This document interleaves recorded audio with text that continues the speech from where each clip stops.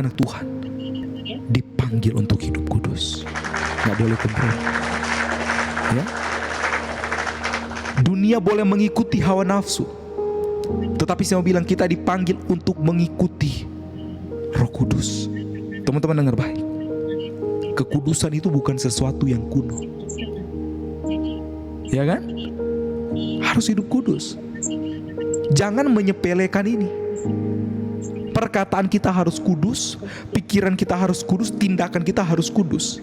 Dan kadang memang kita, ya jujur aja, kita sering jatuh, kita sering gagal. Tetapi saya bilang selagi masih ada waktu untuk bangkit, untuk melangkah, untuk kembali, Tuhan masih terima kita. Ya, kekudusan itu bukan sesuatu yang kuno, teman-teman. Kekudusan itu adalah kehendak Tuhan. Iya kan? Malah kadang kita dianggap sok suci, iya kan? Tapi memang harus kayak gitu.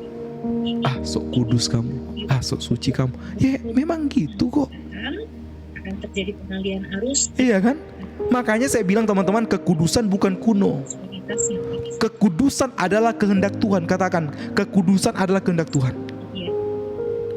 Dan saya mau bilang, Roh Kudus sanggup memberi kekuatan untuk hidup benar.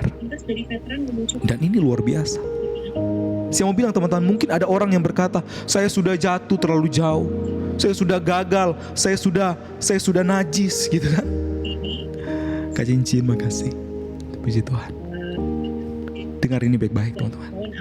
Darah Yesus sanggup menyucikan. Ya. Jangan pikir Tuhan gak sanggup menyucikan. Tuhan sanggup. Tuhan sanggup memulihkan. Roh Kudus sanggup mengubahkan hidupmu.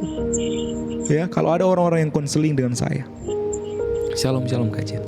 Ada orang-orang yang konseling dengan saya. Ada yang berkata, Pastor, aduh saya udah gak bisa berubah lagi. Waduh, kalau untuk dosa ini, untuk hal ini, waduh rasanya berat sekali. Kayaknya saya gak bisa deh. Kesanti, makasih. Saya bilang, jangan pernah membatasi kuasa Tuhan dengan pikiranmu sendiri. Jangan pernah. Ya, pikiranmu mungkin berkata gak sanggup, tetapi Tuhan berkata, aku sanggup. Firman Tuhan berkata, tidak ada yang mustahil bagi Tuhan. Mungkin bagi manusia, wah, orang seperti kamu mustahil bisa berubah. Orang seperti kamu mustahil bisa tobat.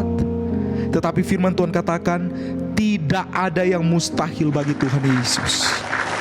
Ya, orang bilang untuk bertobat, untuk berubah itu tidak mudah seperti membalikan telapak tangan. Tetapi bagi Tuhan saya bilang itu lebih mudah daripada membalikan telapak tangan. Saya mau bilang dengar baik teman-teman, Roh Kudus sanggup mengubahkan hidupmu. Ya, boleh katakan di kolom komentar, katakan bilang begini, Roh Kudus sanggup mengubah hidupku. Saya selalu katakan, tidak ada dosa yang terlalu besar bagi kasih karunia Tuhan. Ya, kalau hari ini kita datang dengan pertobatan, saya bilang Tuhan sanggup menjadikan hidup kita ini baiknya. Nah, dosa memang merusak bait Allah. Nah, kita lihat ayat 18. Perhatikan teman-teman ya. Jauhkanlah